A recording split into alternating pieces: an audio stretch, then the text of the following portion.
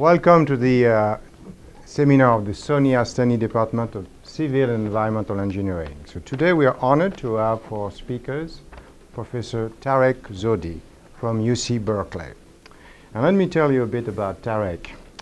Tarek got his PhD from University of Texas in Austin. His advisor was Professor Timsley Oden, a person we know very well, a well-known person in the field of computational mechanics. Then he went to study in Germany after his PhD, and he got his habilitation from Leibniz University in Hanover. And he studied under the supervision of Professor Rieger, also a well-known man in the field of mechanics.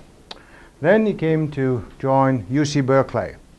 Now he's a full professor at UC Berkeley, and he has done quite an extensive work in the field of, and I'm reading here from his long CV, from multiscales, non-convex, multiscale, multiphysics, inverse problems, particulate mechanics, microscale aggregates, and so on. Quite an impressive set of work.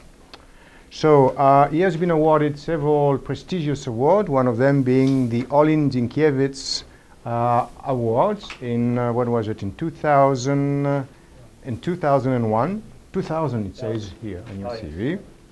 And also received in 2002 the best paper for the year 2001 in London at Lord's Cricket's grounds for a paper published in Engineering Computations pertaining to modeling and simulation of the propagation of failure in aggregate materials. So, and the list goes on and on and on. He's the editor of, he's on the editorial board of several journals, and I think we are very honored today to have Professor Tarek Zohdi to give us a seminar. Let's welcome him.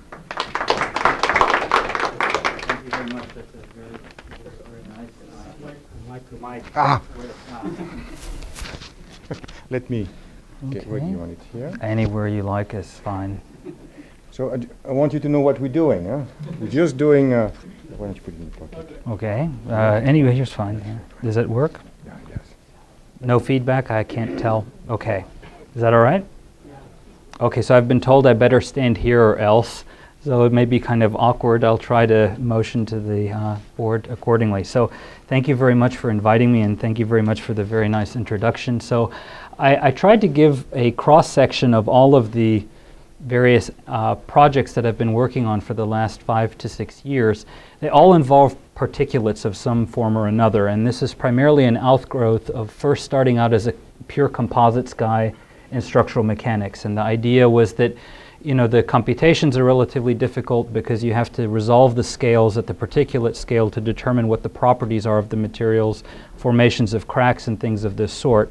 However, over the last couple of years, what I've basically started to move into is a lot of other areas, and I hope to show you that there is a common thread that ties all of these seemingly disparate fields together. What I'll talk a little bit about is something that both civil and mechanical and engineers in general that are non-electrical engineers don't really think about much, which is electromagnetic composites. In fact, that's a very useful area these days, in part because of the energy requirements and energy considerations that are now going into new buildings, health monitoring of buildings, protective coatings, reflective coatings that are energy efficient and that basically shield buildings from unwanted radiation, particularly heat, especially if you live in areas where it gets hot. I don't live in Berkeley anymore. I mean, I live outside of Berkeley and towards Livermore, which is where I live. It gets quite hot. It's, let's say, 120, 115 degrees during the summer, no AC. So clearly people are looking for relatively cheap ways of determining if they can cool down buildings, and coatings is one of them. I'll talk a little bit about bioelectromagnetics because there is a very strong correlation to this type of problem in that field, as well as environmental degradation because many of these types of composites degrade. Unfortunately, it's very easy to put them into the field, but then after a couple of years, their performance degrades, and primarily again because of the accumulation of cracks, voids, things of this sort that occur because you modify the microstructure of a material. I'll talk a bit about structural fabric, which is again an area that has received quite a bit of research funding these days, and is, I have to say, an intellectually engaging project that yields itself to very surprisingly classical techniques that we use every day in undergraduate statics.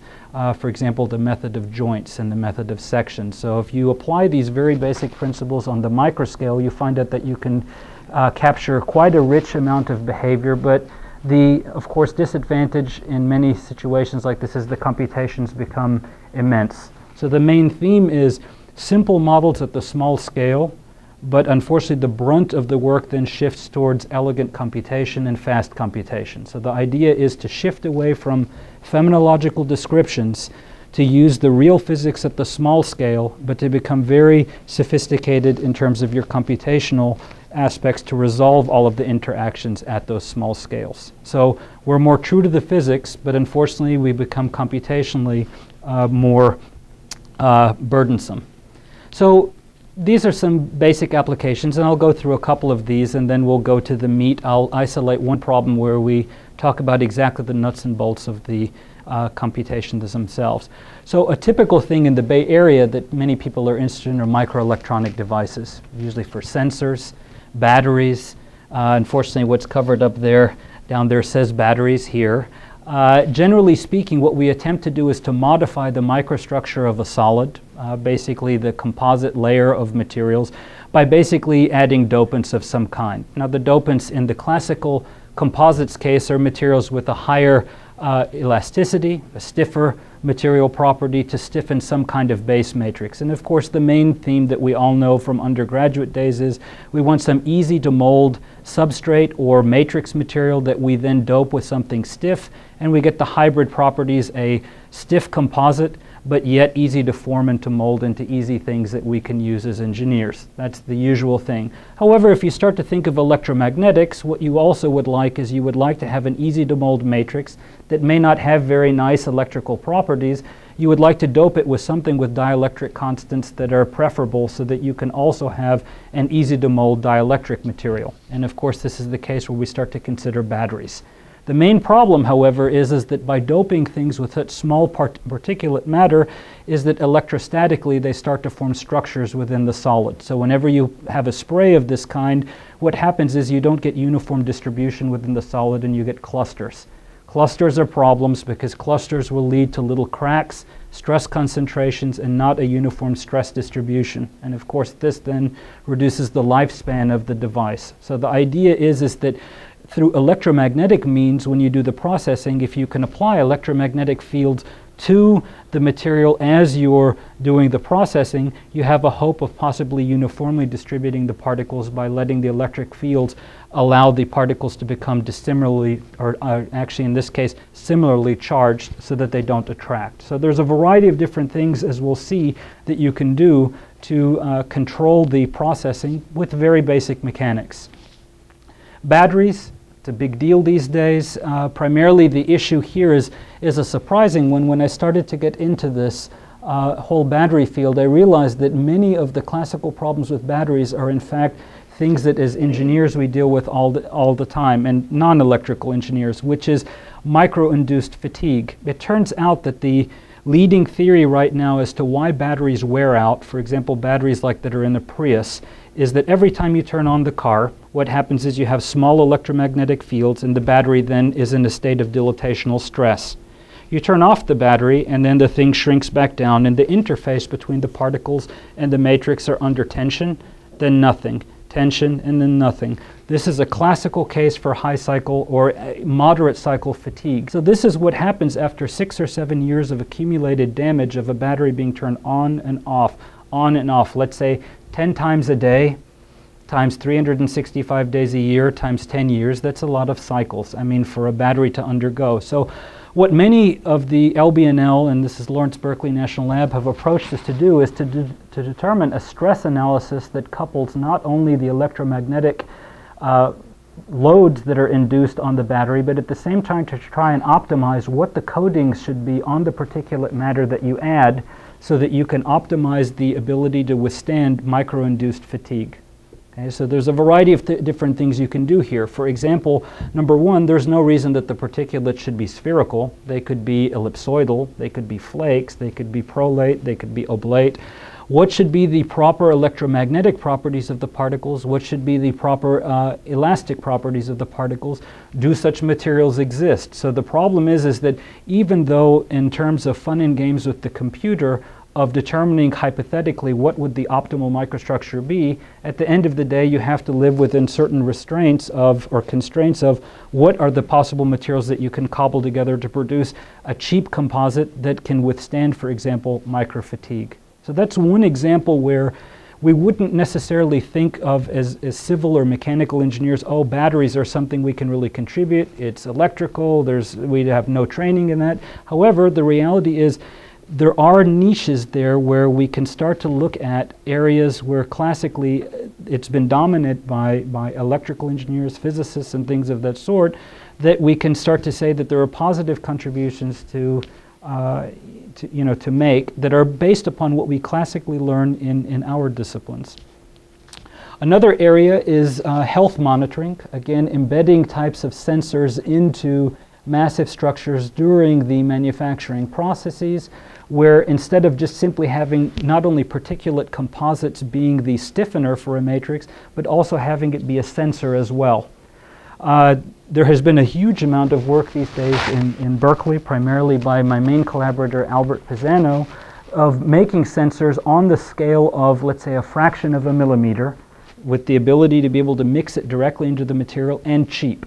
And the key thing here is the operative word is cheap. If you have sensors where you can only put a sensor every 3 or 4 meters, then effectively this is never going to work for massive structures. So the idea is cheap, large numbers of sensors that are put directly into the mix as a material is being formed and used in a structure. And again, there's a large amount of activity in these days. There's not all of the picture is rosy here. Adding a sensor, of course, means also adding a defect to the microstructure. So sensors are typically silicon carbide, something very hard. They are not necessarily nice and spherical, so they have corners. So they induce singularities and stress concentrations within the matrix as well. So they are also a possible lead or let's say instigator of some kind of defect. So again, all of these things have pluses and minuses. It's not just that you can simply run out and say, I'll dump tons of sensors into the material and then I'll do some health monitoring. Yes, Amy? Could the contrary be said, that they could be arresters? Absolutely. So they can be crack shielders as well. And so there's a lot of things you could do here that the sensors in many cases might be helpful. And the ideal world, of course, is to have the sensor being not only a crack arrestor, but it also serve as a sensor as well. So the question then becomes, what are the types of loadings? And in fact, what are you trying to sense? So in many cases, the usual knee-jerk thing is to say, well, I want to sense stress. Well, it's not just stress that you want to sense. You also want to sense the changes in the strain field. Because by changes in the strain field, you also then induce or understand if there are microcracks that are being formed. So again, another aspect where sensors, electrical engineering, and a variety of other fields come together. We've been using it primarily for a collaborative project with Siemens for very large turbine blades. Basically, what we do is we embed the sensors into the blades, and based upon the impact events that we can measure with the sensors as the propagating material hits the blades, which of course pushes the blades around, what we try to do is we try to determine from the impact signatures that hit the sensors whether there is an incomplete combustion event occurring in the turbine. So the idea here is that if you have pieces of material like that hitting the turbine blade, they give a different signature than a single particulate hitting in the combustion chamber. So the idea then is, based upon the signature that we know of certain types of objects that hit the blades, can we then back out whether the air-fuel mixtures are correct? Okay, so again, an application you wouldn't think of immediately in health monitoring of a structure, but again, quite a bit of funding is placed in by Siemens. A typical turbine of this size, I hope you can see the person there, costs $25 million. So this is not a small, single kind of isolated special topic. Turbine blades in general, turbines are designed to operate 24/7. So these are not things that you want to power down. It takes several weeks to power something down when it's operating at 10,000 RPM and it's something that large, because of course you have all of the problems with creep, stress concentrations, and of course heat. So it's not something you can simply turn it off and check and take out a blade if there's a problem. So again, health monitoring. I alluded to something, the coatings of surfaces of structures, again, doping the typical matrix material that you might paint onto a roof. I've actually done this now with elastomeric coatings myself. I went out and bought Duracoat for $89.95 from Home Depot. It does about 400 square feet. You can go and do your roof, and in fact, the claim is that you save 15% of your electricity bill if you're in a hot environment, because number one, you basically paint your roof white or some kind of reflective color, so it reflects all of the radiation, plus it does not allow then the infrared radiation, which is essentially heat conduction, to enter into the house. So the idea is that in hot climates, that if you can reflect a lot of the optical energy, you also then, from the basic heat transfer, reduce the amount of energy that's absorbed by the house. Now the problem is you wouldn't ever want to use this in a cold environment, because you would want the exact opposite. You would want your house, for example, if you lived in Chicago, you would probably want the sunlight to help you cool down your house in the winter. So then the question becomes, can you optically control this by, of course, doing active control of the particles? And there are ways to do this, primarily by running low intensity currents through the roof with batteries, because then you can change the refractive indices of the particles themselves. Yes? What's the active ingredients in your whatever product? Usually mica. Mica is what's added to an elastomeric coating, so you want the elastomeric matrix, or the matrix, to be elastomeric, because you don't want the changes in the temperature due to the weather to start inducing cracks. Putting in something that's very brittle on your roof will crack very easily. So you have to have a matrix material. That's correct. It's basically, there's usually polystyrene. There's a variety of different ones. I'm trying to think, what is the other main ingredient? I can look it up for you, but in fact it's very standard polymeric materials. But the active ingredient for the reflective part is mica, which is essentially what we make mirrors out of. But the main problem is that if you add mica, which is something that's very stiff, to something that's very elastic, you have huge stress concentration. So if you have changes in the weather, or if you have rain, or if you have snow, of course the amount of change in the strain fields will become massive, and eventually the particles delaminate away from the matrix. So again, you have this issue of, you don't want to obviously coat your roof every single summer or every single winter. So these are some simulations, again, I've written, and I'll show you exactly how this is done in depth, which is basically an electromagnetic or electrodynamic ray tracing code, in this case, where basically what we track are the individual rays as they move through the microstructure of the material, with the idea being that we want to optimize how much gets back reflected and minimize how much goes forward. And if you look at these stills here, the colors indicate the changes in the temperature. Here's an incoming plane wave. Certain amounts of particles have now started to become red. That's because they're absorbing a large amount of optical energy, and a certain amount passes through and a certain amount gets reflected around. The ideal case would be that you would design the microstructure of the material in such a way that it would reflect everything, but at the same time allow nothing to go through. The problem, of course, is you can't make the entire thing out of mica because it's not environmentally sustainable. In other words, it is incapable of withstanding all of the differences in the temperature. And again, I'll talk about this code in general. Another aspect, which is a surprisingly interesting one, is the structural electromagnetic shields. And in fact, in my briefcase, I'll show you some of the materials that we test. We have funding from a small caliber ballistics company, as well as the Army. And the basic idea is this. We take standard structural fabric. In fact, I can take some probably out of my briefcase as I'm talking, and you can pass it around. It's a material called Xylon. In fact, Xylon is a very light material. It's the next age of Kevlar, and basically Yeah, don't blow your nose in Kevlar. Well, actually, probably because it's carcinogenic as well. So, I mean, I wouldn't necessarily do that. But the main idea here is how can electromagnetics help with optimizing or enhancing the ballistic resistance properties of incoming projectiles to penetration. One of the interesting things about electromagnetics is the fact that when you run or you electromagnetically charge an object, if you were to deform the object, what would happen is if a projectile is coming in with its ogival shape here, that if it penetrates, it's the worst case scenario. Anything that you can do to allow the projectile to start to tilt is quite advantageous, because then the contact area is much larger, and in fact you don't penetrate with the pointy end effectively.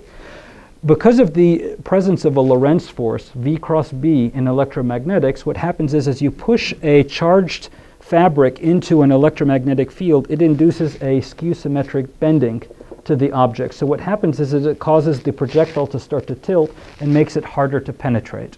So that's another aspect, again, where you would use or harness electromagnetics in a non-standard way. What's the disadvantage? Of course, if it's for a bulletproof vest, you have to carry around a battery to run an electromagnetic current through the body.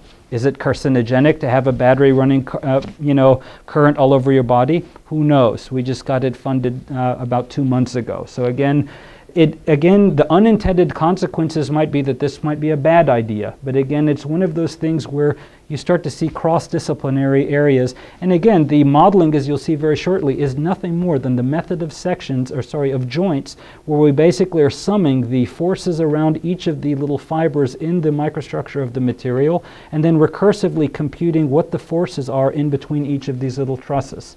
We have a large amount of experimental data on this, and it's something that generally an undergraduate can even write down the governing equations, but really the devil is in the details of how do you compute this fast, because typically you'll have on the order of 100 million fibers inside a structure like this. So then it becomes, how do you compute this fast, as opposed to arguing about the physics. The physics is unquestionable, very simple to describe. Computations, not easy to do. So that's sort of, again, that same theme. Another area, again, particulate flows, where we're trying to do substrate processing. We try to spray particulates onto a surface to produce the composites. Of course, the problem is particulates that are on the, let's say, 10 to 100 micron scale, they're always typically ions. They're slightly charged. So they start to form, again, these chains that I've alluded to in previous pictures. Again, the issues now become the collisions of the particles, their aggregation, their impact, all with the hopes that we can somehow try to uniformly distribute the particles onto substrates to produce better composites. Again, another issue of large-scale computation. And again, this is a typical simulation with a plume of 10,000 microparticulates as it starts to hit an object. But to make things kind of interesting, I also put a small electromagnetic field here onto the surface. And again, what happens is you get the sci-fi, I guess, so we're on the web, it might be appropriate. You get basically a sci-fi electromagnetic shield, like you would see something in Star Trek. But again, I'll explain a lot of the physics of these problems, and I've posted almost all of this stuff on my web. So if you're interested again in more of the details, I'll go through a couple of examples. You'll see that it's rather straightforward, except for the computational part, which is obviously not straightforward. Okay, so finally, spark dispersion. Again, the main idea is, again, particulates being sprayed from one end to the other in a spark plug. This is actually already in production by Toyota. They produce electromagnetically ablated spark plugs. Basically, what happens is a spark is nothing more than charged ions. When charged ions go from one scale to the other, they send an electromagnetic pulse because the charged ions have a positive or negative sign. What happens is they get ablated and pushed into the combustion chamber. So you might think, well, why would we care about this? We would care about this because we want to have leaner fuels. If we push the embers, which is essentially what these electromagnetic particles are that are hot, into the combustion chamber, you can use much leaner fuels and burn things with far less density. So again, basic dynamics of particles that we would learn in an undergraduate dynamics class, where again, we're computing the coefficients of restitution, the particulates colliding with one another, nothing out of the ordinary except we have millions of them. So the question then becomes, again, how to compute it fast. Okay, and again, a collaborator is Robert Dibble, who's a well-known person in combustion theory. And again, it's one of those things where without having an experimentalist on board, all of this still is just fun and games with the computer. So again, this has been implemented. If you look, it's not by me, by Toyota and others, you can see that there are electromagnetically induced spark plugs. I won't go into a long story about this as well, but again, particulates flowing in chambers. Same thing with corrosion mitigation by doing standard galvanic shielding. My collaborator is Magni Waskos, and basically the idea here is to control the electromagnetic fields on the exterior of pipes to basically control the buildup of calcium and calcium ions on the surface of an object. Diseased blood cell stuff, again, I'll talk about this very briefly shortly, which is that essentially blood cells are nothing more than particulates, just like they are in composite materials. Again, the basic idea is that I'm also a staff member at the Children's Hospital in Oakland. We basically shoot lasers, which are nothing more than high-frequency electromagnetic fields. The electromagnetic fields hit the artery. They make a certain signature based upon the types of cells that are there, based upon the signature that scatters from the red blood cells. This is a simulation that I wrote for typically a little cuvette of 1 millimeter by 1 millimeter by 1 centimeter containing roughly 8,000 blood cells. You basically, from the backscatter of the electromagnetic radiation, you can determine what kinds of cells are there and to determine A, whether a person has a certain disease very quickly and non-invasively. So the main idea is you shoot the laser directly into the artery. Based upon the backscatter signature, you can determine without taking people's blood, because people are sensitive to doing this, especially in third world countries, that you can take very quickly a signature of someone's blood cells and determine whether they have a problem or not that they need follow-up on. So it's a very quick and easy way of determining whether a person has a problem or not with their blood. Okay. Shockwave lithotripsy, same thing that we would classically think of in terms of wave propagation. Any of you that have had kidney stones, my father has had several. Basically what you do is you put a human body into a bath where you try to do this because you want to minimize the acoustical impedance between the human skin and the surrounding water, so the wave travels directly into the person.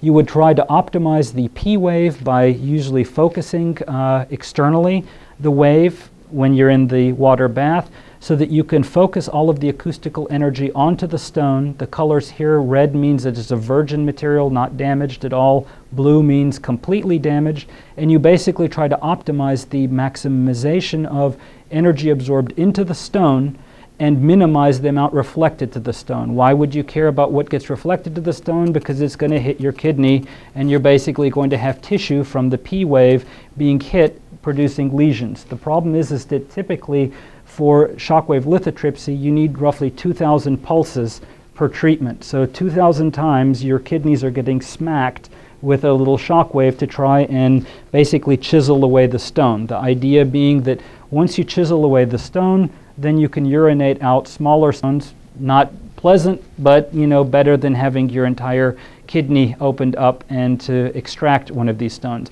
To give you an idea, these stones are big. My colleague Rob Ritchie had one of the biggest, he's the chairman of material science at Berkeley, had one of the biggest stones on record. It was almost on the size of a kilogram. And he had to have his kidney actually removed almost 25 years ago. So again, kidney stones, big deal. Swarm mechanics, if we have time, I'll just simply say that these are my typical collaborators. Again, I'm a theory and computation guy, so I need an experimentalist on every one of these projects. Embedded sensors, Al Pisano, concrete applications, a lot of work with Paulo Montero in the Department of Civil Engineering, Franz Kuipers at the Oakland Hospital, Combustion, Bob Dibble, Corrosion, Magni Waskos, Shockwave lithotripsy, Andrew Seri, and a bunch of fun. So I've burned the first 20 minutes on basically what it is, and now I want to home in on some real scientific aspects of a specific problem to see exactly what are the ingredients that go into such a problem. Okay? So these are my PhD students currently. They actually work on different problems. I don't really like for them to work exactly on what I'm working on, so typically I like to code. I typically write a prototype for the fundamental physics of the problem, and then they basically take it to the next level and really industrialize the problem. So a lot of what they do these days is they're more into applications, especially in the Department of Mechanical Engineering. So they take these things to the next level, primarily with this keyword here, parallel computation. So again, many of the cutting edge research, at least I feel these days, is really taking the fundamental physics and translating it into tractable computation. Okay, let's take a typical example of microheterogeneous electrocontinua. What's the typical analysis that I might do on such a problem? So here's the basic idea in homogenization in general. Typically what we do is we argue that there's this macroscale body with some length scale L3. It's a very large body, let's say on the order of a couple of meters. We then have a subscale sample, usually a representative volume element, very akin to what we would take as a representative volume element in concrete, except instead of it being 10 centimeters in size as we might have for a dam, this might be on the order of 1 to 2 millimeters for an electromagnetic application. Then we have the length scale called L1, which is the length scale of the particulate matter that we're going to add to the solid. The main idea here is what we would like to know is if we add or dope the matrix material with certain types of particles, what types of properties can we expect on the macroscopic scale? Okay, that's the main problem. So really it's an inverse problem of what should I add to get what I want here at the macro scale. So what are the governing equations? Well, there's inescapable physics. We have to talk about Maxwell's equations, and actually after several years they're not very intimidating at all. I remember at first being classically trained as a mechanical engineer, I felt very uncomfortable with Maxwell's equations. And once I realized that they're really rather simple, they're nothing more than conservation laws. I mean, exactly balances of fluxes, balances of energy, balance of mass. You get very simple equations that are surprisingly first order and amazingly linear, at least for usual applications. And contrary to elasticity and mechanics, one thing that's fascinating about Maxwell's equations is their degree of validity to very, very small scales and to very, very large scales. They're one of the few things in life where you say it's impossible that these things could be linear and describe anything in physics correctly, but they've stood the test of time. They really have delivered in almost every non-relativistic application. Okay, so that's what's fascinating. So what is the main thing we're after here? Just like we're after in elasticity, where this would be the strain, this would be the stress, and this might be the effective elastic moduli, an unfortunate series of events has led to that the effective property in this case is given the symbol, the permittivity, epsilon, which of course the knee-jerk reaction as engineers is to say this is the strain. What is it? It's not a property. This is in fact the permittivity relating the electric field to the electric field flux, the magnetic field to the magnetic field flux by the effective permeability, and then the idea is can we somehow control the microstructure to design these two properties so that we get something we want as engineers on the macroscopic scale.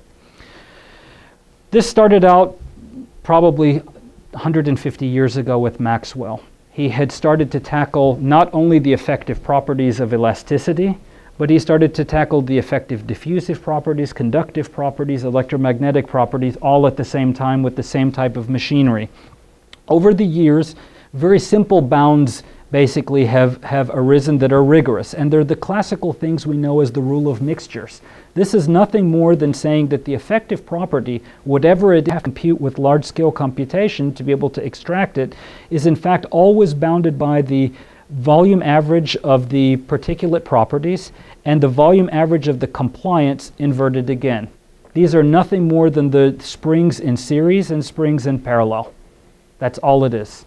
So electromagnetically, what would we might be after? Well, for the application that I indicated previously of, for example, a coating of a roof, what we would like to optimize is something called the reflectivity. What we would like is a highly reflective property, which in fact can be written in terms of the description of these effective electromagnetic properties. So again, the unfortunate event is that things that we need in a non-electrical application like the reflectivity, which we might try to enhance a coating with some type of surface, is unfortunately intimately controlled to its electromagnetic effects at the very smallest scales. Okay. So what do you typically do? So I like to write code, as I said. I'm probably the last Fortran coder in California. It seems every one of my students can't stand Fortran. They're either going to be C or MATLAB, I mean, which is unfortunate for them because they'll never be able to compute anything with MATLAB. It's always a source of continuous arguments, you know, that you can't compute anything of any size. So I'll show you the way I code it, which is with MATLAB, which is basically with Fortran 95, in fact, which is as follows. This is a typical finite difference mesh. I found that finite differences are actually, for square samples of material, quite a bit more advantageous than finite elements, although I use them both because I've written two codes of the same kind. And again, what is the basic idea? You collect a sample of material that you think is statistically representative of these particles with the matrix here excavated, just to show you what the particles are.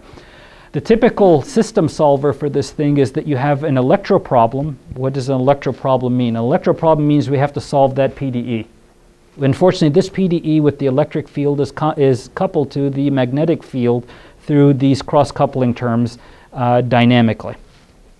So you solve the electrical problem assuming the magnetic field is frozen. You solve the magnetic field assuming the electric field is frozen. You feed the solution of the electric field into the magnetic. You solve the thermal problem because things are getting hot as they're starting to absorb electromagnetic energy.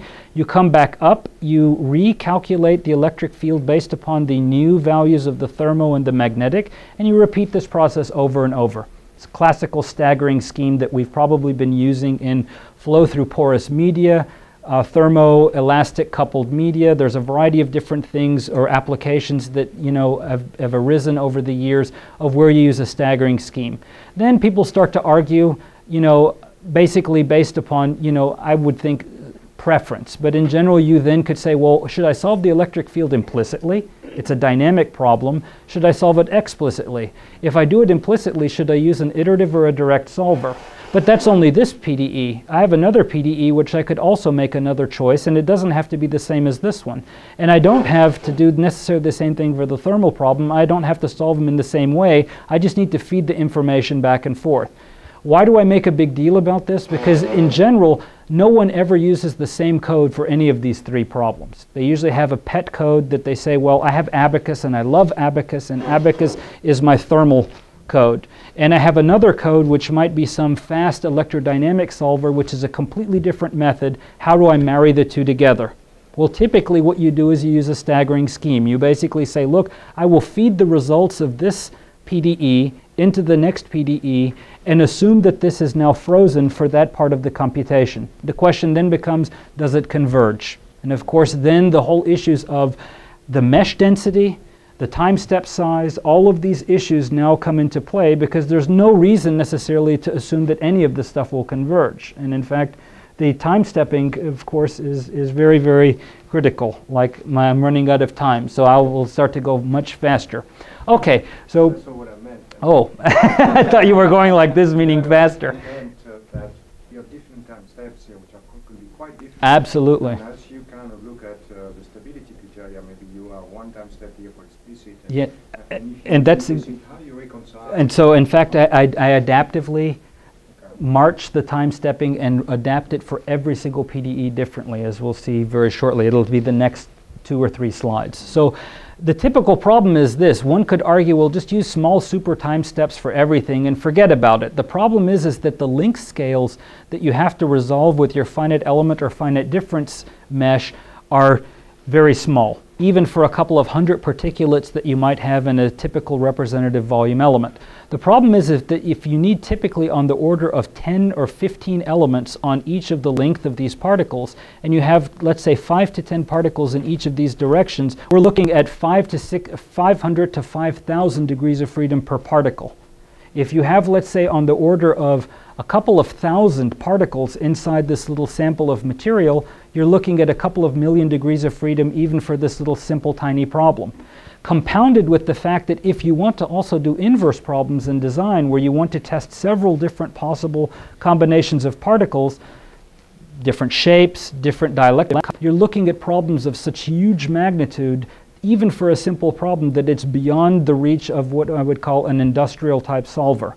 So this is a case where I start to become quite specific. That's why I think that in general there still is a niche for people to write very specialized codes for very specific problems. This is not a problem where you can solve with a commercial code, and this is why, again, for at least for graduate studies, PhD research, things of this sort, there still are niches where commercial codes just simply cannot deliver the things you need. For example, this type of problem. So over the last couple of years, I've written a code to deal with this, and I'll just give you the basic outline of how it works, and I'll also address your question of the time stepping. So here's a typical approach.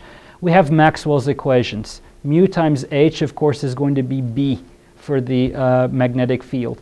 What we do is we do a central difference type of approximation. In this case, it could be a midpoint rule if this parameter was a half. It would be basically taking half of the previous thing and half of the current thing. You discretize the magnetic field with a standard central difference scheme. You multiply by delta t, and you're left with this recursion formula. The problem is, what is this f? This f is everything on the right-hand side of the equation, which unfortunately couples this to the other PDE. So the problem you have is you have this implicit formula that says the magnetic field needs to be equal to all of that stuff to solve this equation. The problem is all of that stuff is coupled to this stuff. This is a huge calculation. I'm showing it just simply abstractly that it is this at the current time step in equal to all kinds of stuff in terms of the previous time step and things, unfortunately, that are coupled to things down here.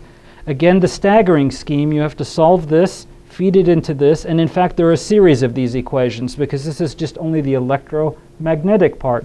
If you start to have the electromagnetic, thermal, elastic, etc. type fields, you start to have to do this for all of the fields together. Now the problem is, again, as Jean-Pierre pointed out, does it converge? Okay, so the basic idea is as following. What do iterative or staggering schemes do? What they do is they basically say, I have this recursive scheme, it's unfortunately coupled to this equation here. What I will do is I'll pretend that E right here is frozen. I'll get it from some previous computation. I'll solve this pretending that entirely that this field is known. I'll then take the solution to this and I'll feed it into the other equation. I'll solve now this field, but then I'll come back and I'll take the solution that I got from here and I'll put it back into this equation, and I'll do this over and over and over in a recursive manner.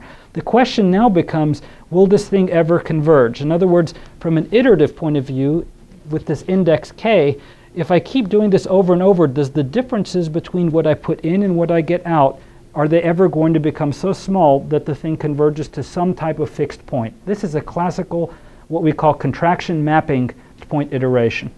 Okay? So the idea then is, well, how can we control how quickly or if this thing converges? Not to bore you with a long amount of convergence proofs, it basically scales as delta t. The larger delta t is, the less likely this is going to converge. The smaller delta t is, the more accurate this is. But now there's a problem. Smaller delta t means more iterations, which means more time steps, which means longer computation. Is there a way to optimally choose your delta t, or time step, in such a way that you can still get convergence, but with using just a big enough time step and nothing smaller? Because smaller means more time and more calculations. Okay. And this is what we spend a huge amount of time on. In fact, exactly the convergence proofs of exactly what these constants are and trying to determine them as a function of delta t. And I've posted all of this stuff on the net with all of the papers, and there are a variety of different proofs for determining what this delta t max is.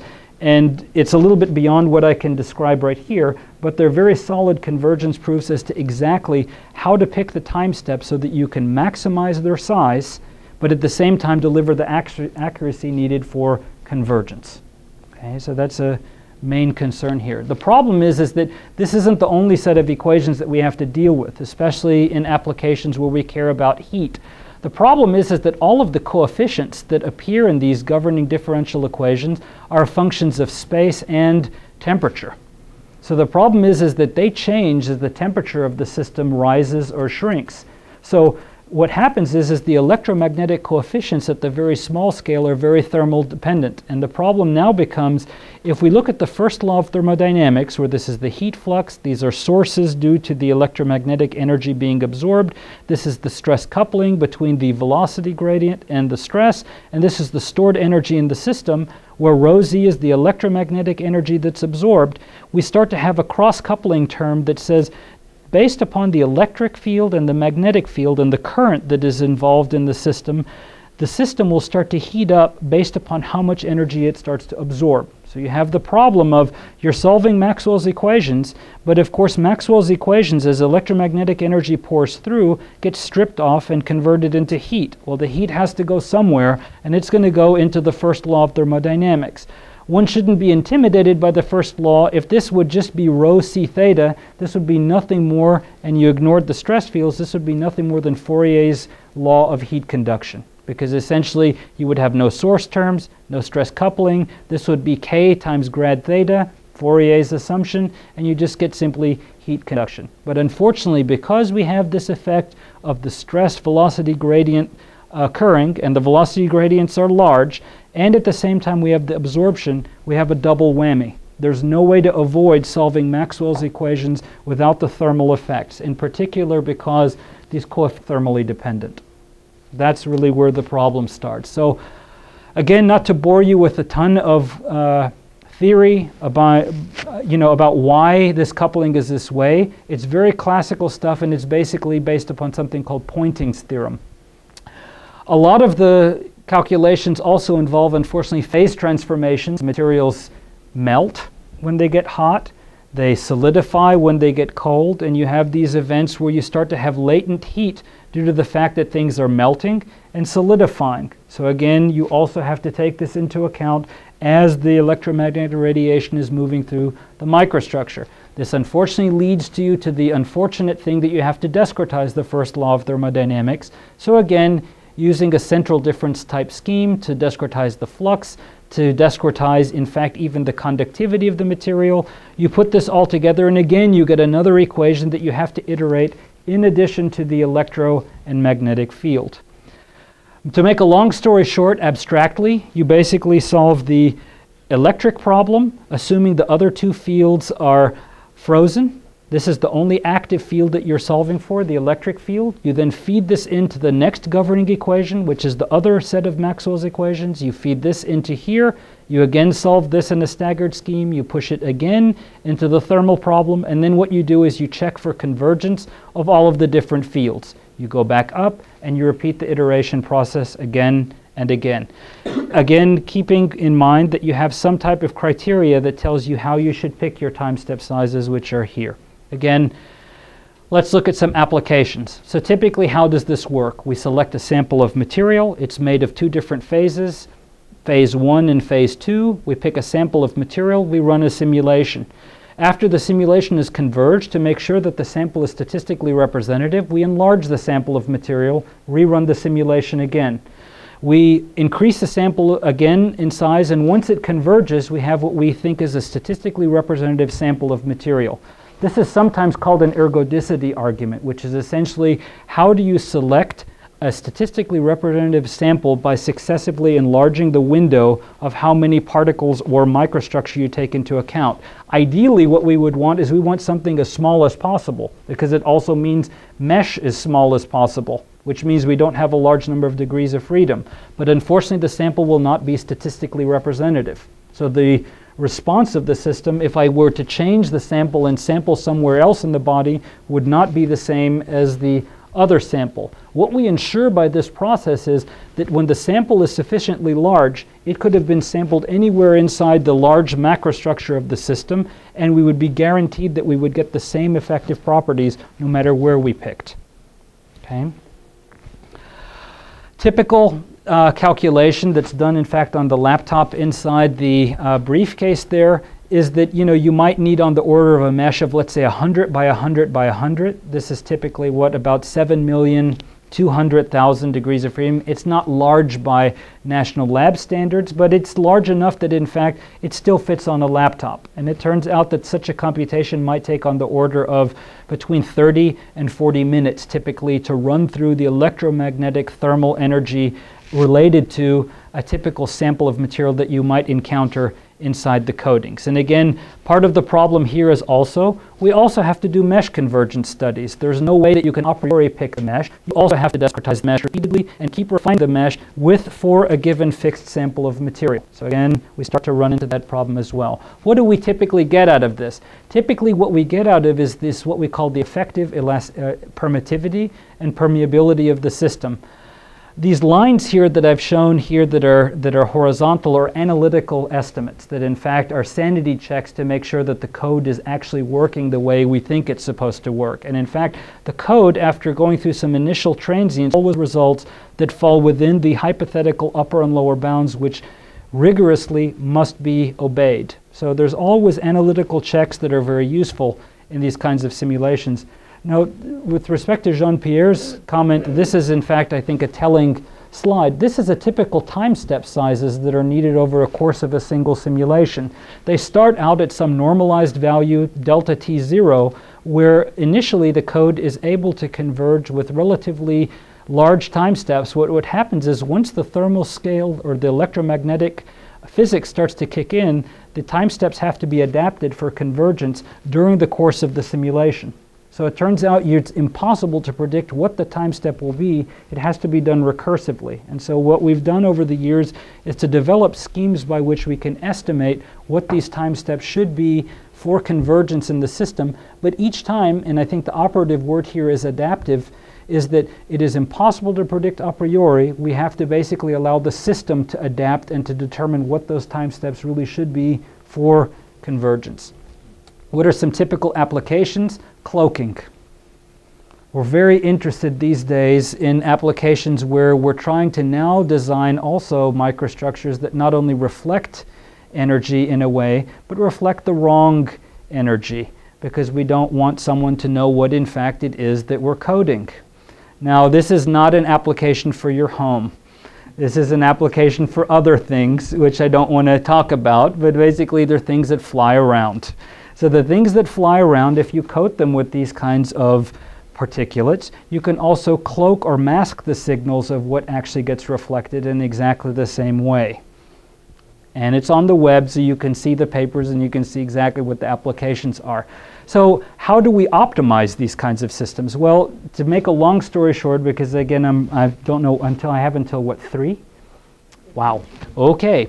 So very fast. We basically optimize them with genetic algorithms. Genetic algorithms are very useful for these kinds of systems because the design objectives are typically non-convex and non-differentiable, which simply means that you're not going to be able to discretize this with any standard gradient-based method. You're going to have to use some type of stochastic search to be able to search for the correct combinations of the particulates. So I'll run through some very fast stuff. Red blood cells. What are the follow-up on these kinds of simulations? Typical application is sickle cell anemia. What we're interested in this case is, again, a sample of material, not necessarily a coating, but a sample where you have particulates suspended in a solid. You basically have the following areas of the world that are highly affected by these types of cells that mutate. They mutate from the nice biconcaval shape into shapes like this. Why would we care? The problem is they don't get into your small arteries if they don't have this nice biconcaval shape, because the structural stiffness of a ellipsoid that looks like this is very easy to bend, and it can bend through your arteries very easily and carry the hemoglobin and the oxygen. The problem is if once a cell starts to bend or to skew into a very odd shape, for example, like so, it cannot make it through and it cannot transfer the oxygen to your small arteries. So what we have done is we've done an electromagnetic library, basically, of shooting electromagnetic waves into these representative samples of cells to try and determine what the signatures are that deviate away from being healthy. So for example, renal graft rejection, rejection of artificial organs. There's a variety of these, and this is a joint work that's being done by Franz Kuipers and myself at the Oakland Children's Hospital, which is essentially, as I alluded to before, electromagnetic scattering. And again, the idea basically is by discretizing the heck out of these cells, we basically can determine what kind of radiation is penetrating inside, and we can determine something about what the healthiness of the cell is or not. Lots of experiments. Long story, we can do a lot of reflections, again going back to the codings. Again, using these electromagnetic codes, now we can go back to the problem of trying to optimize microstructure of the solid. Again, the idea basically being optimal thermal infrared optimization, where we like this because we want to reflect, and we don't like this if you're sitting inside a home because you don't want things to get hot. Classical structural scale applications were actually all of this started. This is almost a reverse chronological movie, which essentially that this is really where I started out in most of these kinds of problems, which was I wanted to get the effective elastic properties relating stress to strain. And what the main idea was is to extract a sample of material, use large-scale computation to solve for the stress fields inside this body, take the strain, take the stress, and back out what the effective property was as a function of these materials here. Again, it becomes an optimization problem where the name of the game is try to optimize the shapes of the particulates in such a way and their stiffnesses so that you can deliver properties with the correct effective property but minimize the microscale fatigue. That was the main idea. So we have a min-max problem of want this, for example, effective bulk modulus and shear modulus. Don't want that, distortion of the stress fields and micro-fatigue. Find a combination of the microstructure that delivers exactly that property.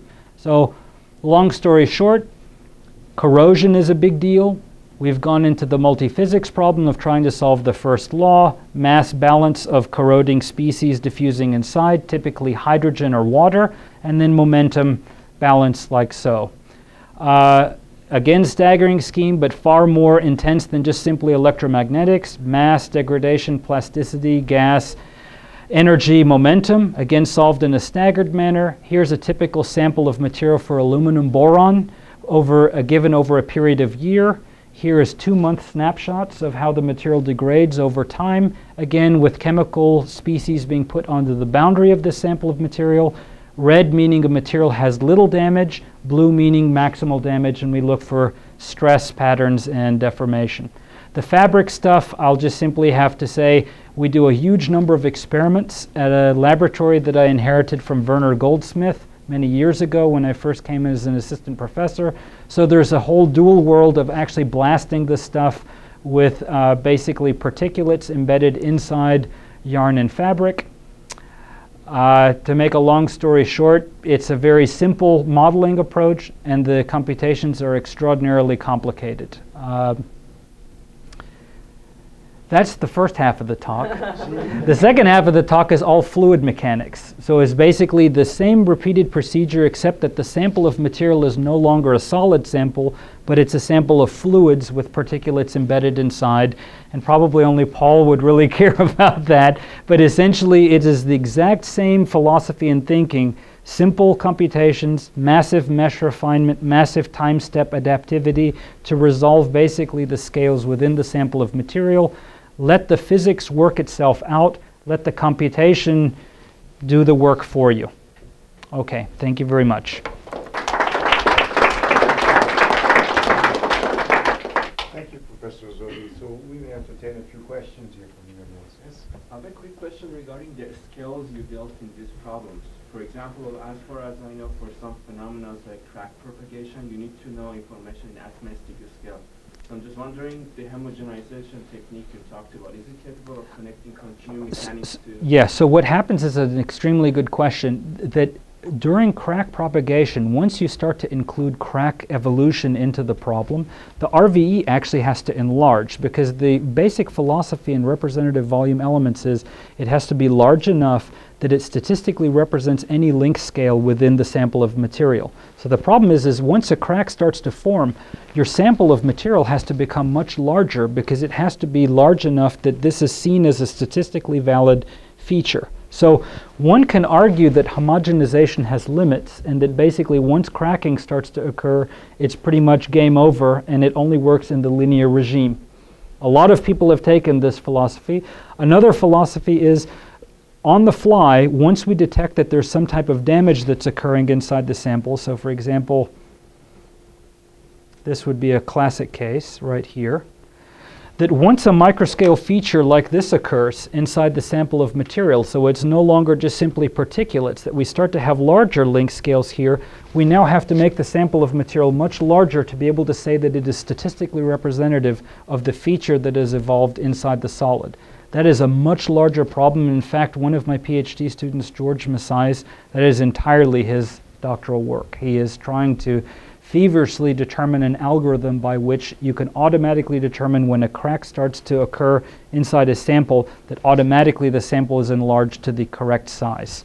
It's not as simple as simply saying, make it 10 times larger than the feature that has evolved. It's not like adaptive meshing? Adaptive meshing is one thing. You have to have adaptivity on all scales. Not only the meshing, but adaptivity of the sample size as well.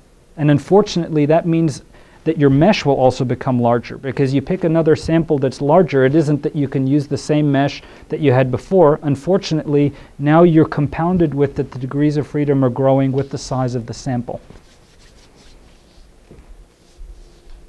All right. I think I'm looking at the clock. It might be time now to close the seminar, but before we do that, I think we should thank our speaker again. Thank you for this. Thank you.